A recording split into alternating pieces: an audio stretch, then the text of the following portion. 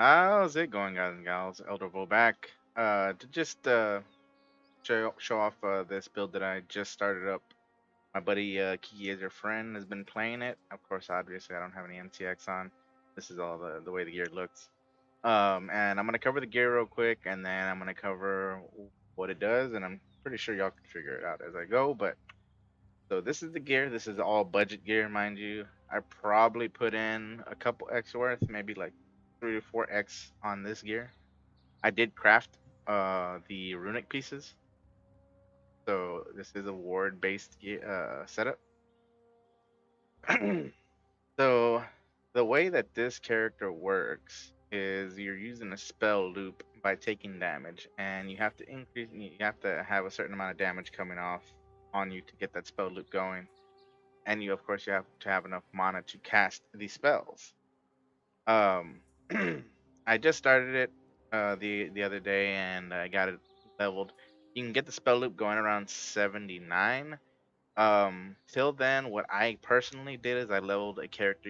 I leveled this character using hollow palm, and I was using tectonic slam, but you can use whatever you want. Invest the points that you need for your damage, but beyond that, just try and follow the build guide. I'll go ahead and I'll post it alongside this video. But so the way it works is so you're gonna be taking damage from this ring when your minions die, which is happening because you have you're using anomalous summon skeletons, and I believe that this is the proper level is 11. You can start it at 7, but of course that has to match up with your cast from damage taken, etc. You're doing that. You're using anomalous minion speed on here, and you're also taking damage from find it real quick. Forbidden Right. So whenever you do this setup, you will be taking damage from Forbidden Right because it's casting damage taken. So you take damage and blah blah blah. Now the way that this is all functioning is you're using something called recoup, and so you're recouping mana from your ring as well as from the tree itself. And if we come up here, so you'll take these recoup nodes for health. And then you'll also come over here and you'll get the mana mastery to take 10% recoup. So that's 18. And then over here is 18 and what 12, so that's 30% health recoup. Those are some of the main nodes, and then of course you do need a specific cluster. And you want something like this. The main reason you want something like this though is so you can get Mage Hunter and Conjured Wall. You can start out with one without those, but you will be slightly weaker and you won't have the extra block spell damage. I'm personally still getting block spell damage. I'm trying to get to the point where I have 75, 75. So I'm at 75, 54 right now, and I'm using currently using glancing blows. Another key factor here is going to be brutal restraint. So that way you can get the trader. So flasks gain 4 charges per empty flask socket every 5 seconds. Like I said, I'll put up the main P.O.E, which will stop at 79, and then from there I can upload a kind of finished P.O.E after that. So I'll upload both of them. But yeah, so basically, you get some staff nodes for defensive and offensive purposes. Get some masteries for health recovery, flask recovery, etc. There are certain stats that you're gonna need on your belt. Flash charges, reduce flash charges used, increase flash effect duration. Don't worry about the crafted stat on there. I need to replace it with something better, but so yeah, and then you'll use something like this, and like there's quite a few different things here. And then this is again the budget weapon. I bought it for like maybe 40 CN, then I did the whole socketing and everything myself and corrupted it, blah blah blah. But so what you basically do is you'll pop both of your flasks, and so if you're paying attention, you can see where the flasks are running out. And with everything you have set up, they should fill up long before they actually empty. So they'll continuously run. Once you have that going, you're gonna do a weapon swap, right? So the weapon swap, you swap over here, and it summons these little dudes right here because you use a I forget which essence it is, but there's an essence and it gives you trigger level 20 spectral spirits when equipped. So when I swap back, they're gonna die, and so that is supposed to start the spell loop. Occasionally, you have to do it more than once. And another thing you have to keep in mind is the amount of mana you have. So you'll always run Curative Elements, and you will only run Herald of Ash once you've gotten to the point that your mana can sustain you running it. I will show how this works in a map. There are things that can pop you, mind you. You know, this is still something that I'm barely working on the character. My buddy Grints, on right now. My buddy Grints, he's the guy Grintsy. He's the one behind this build. He showed it to my friend Kiki, and I was like, you know what, I'm gonna go ahead and invest in it and get this build going because it seemed like fun and it's one of those things you can just kind of like walk around. I should be able to do a T14 without too much trouble. But again, like you will want to roll things a certain way to pop all of this. You should be able to deal with chilled ground. It doesn't damage you. Goatman shouldn't kill you. Chained, I'm not worried about, and I'm not really worried about physical damage reduction. So all of those should be fine. Now, one of the hard parts is getting proper resistances. Like I had to craft cold res right here, and I actually had this belt cost me a little bit, but not mainly for the flash charge used, but it was I needed that cold res, and I ended up dropping an X on it just because I was like lacking cold res really bad at that point. And to craft these pieces, basically you want to get a item level 85 runic item, so runic crown, runic gauntlets, and runic sabatons, and hit them with dense fossils, the ones that give you more defensive stats, and you want to aim for basically what I have here. So this one should be like 300, but 297, and I put onslaught on them. But 300 plus on the boots. You want like 400 plus to four. You know, as high you can get past 400, maybe 425 plus on the gloves, and then you want 650 plus on the helmet. And you can literally get like 7 something. I think maybe even 800 on these on the helmet. Um, your budget body piece is gonna be Skin of the Loyal with these colors. Your staff will be your budget staff will be the Dust Dawn with these colors specifically. And you will need a ring with 8% damage recouped as mana. And then on top of that, you also will be running these items right here. You'll be running 3 of these, and on top of that, there's something else I'm trying to remember. There's a specific stat or something like that. And my brain's like I said, I just got this thing finally up and running the other day, and I was like super happy about it actually, you know, the spell loop going. But basically, there's one portion of this I forget where it's coming from. Um, oh, this one. As my brain's like, so so you have scorching conflicts, brittle conflicts, and sapping conflicts, while your 2 highest attributes are equal. So that's one thing you'd like to have up because brittle will help you a lot, of course, scorching, etc.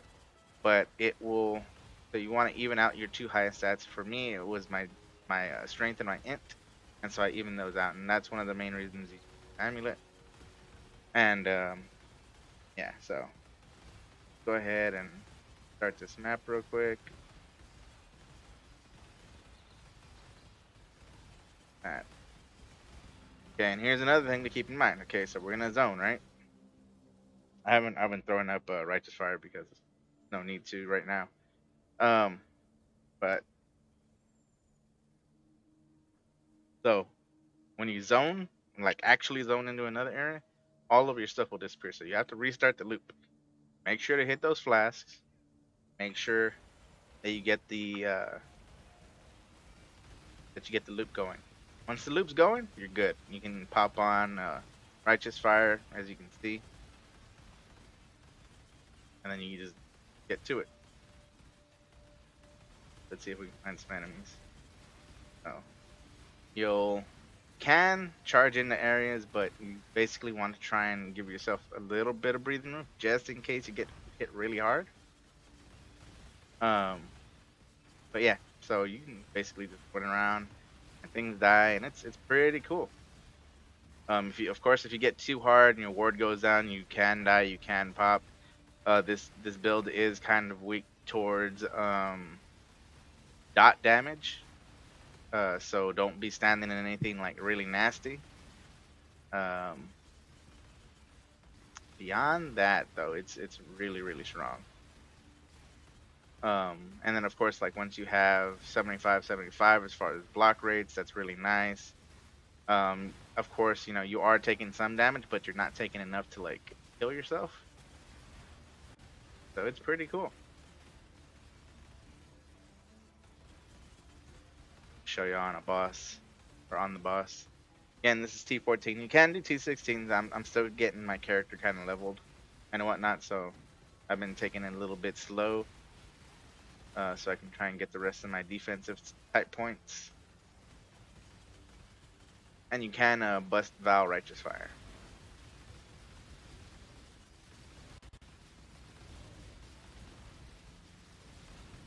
Run around them, boom, dead. Not a big deal, you know what I mean? And you can clear maps this way, and it's super simple, super easy, and it's super fun. Because you literally just walk through stuff. Again, there are certain things that can kill you. You like if you get hit with something that you actually see your HP move, and you need to be careful. Whatever it is, you need to be careful, and you need to figure out what's causing it, because it can and will kill you.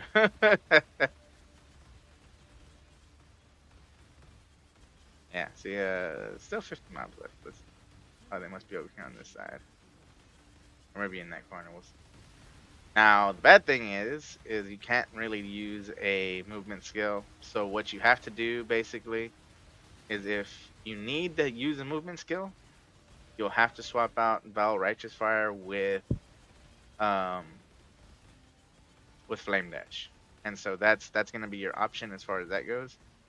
Uh with this specific character, I know there are other people that are running other types of skills as well.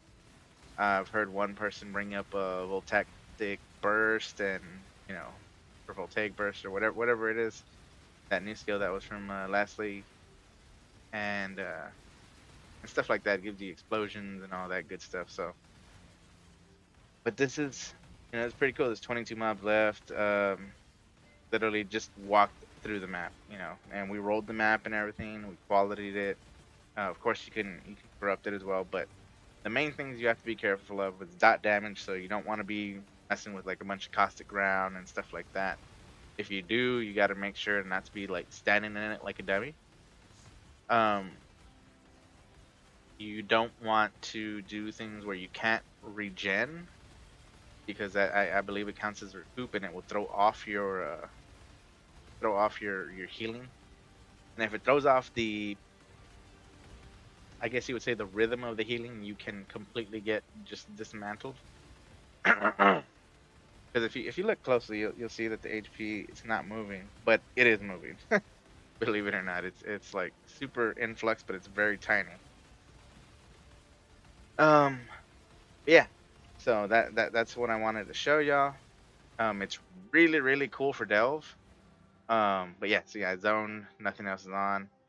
You will want to make sure, so you're running a level 1 cast and damage taken with this Righteous Fire, so you want to make sure if you do switch over to um whatever you switch over to. So the Righteous Fire, I'm trying to get to 20. Of course, you could, if you get it 20/20, that'd be great. I believe.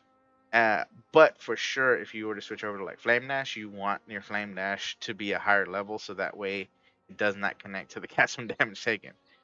Um, Beyond that, Forbidden Right stays at level 3.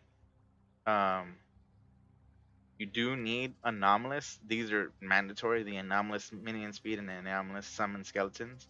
You would preferably have them at 20 qual. I mean, I think it's necessary um, because of the reduced minion duration.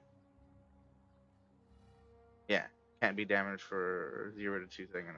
Yeah, um, so yeah, that's necessary. Everything else, so the Assassin's Mark, so you also need a Anomalous Assassin's Mark level 5. The cast damage taken for the Anomalous Skeleton stuff is level 5 as well. The cast damage taken for here is 1 as well as here, and then the ones for your main skills will be maxed out, so level 20. So you'll have a 20 here and a 20 here. Pretty much everything else you can max out. So you're gonna be using inspiration, wave of conviction. I'm using an empower. You can potentially use something else here. I just picked one up cheaply and trying it out. Seems to work pretty well. Um, Blade blast and then increased area of effect support. And then Blade Fall, you don't want to use increased AoE. So you're running inspiration, purifying flame, Fire Pen, and Spell Cascade. But yeah, so I hope y'all like this little video. Um, I hope I explained everything properly. If I didn't, uh, leave me a comment, and I'm more than willing to get back to you. I hope y'all are having a wonderful day. Until next time, guys and gals, this is Elvo saying over and out. See y'all next time.